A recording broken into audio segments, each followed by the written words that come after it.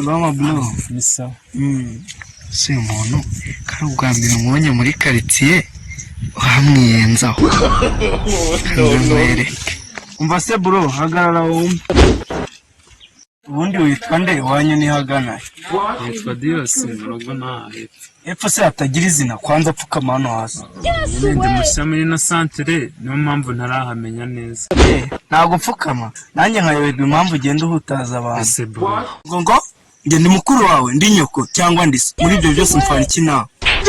Yanjye wambaye rwose ko ibi ntawe bitaba. Gusa wajya muri karitsiye bwa mbere ugahita uhamenyera koko. Sindi inshuti yawe winyivugishaho gutya. Kwanza abanza ushyire hano nawe umutekano vuba. Ubuse ko nawe mfite turabigenza gute? Cyakora hano mfitemo akantu. Kazane kantu ugize vuba. No. Cyangwa iki?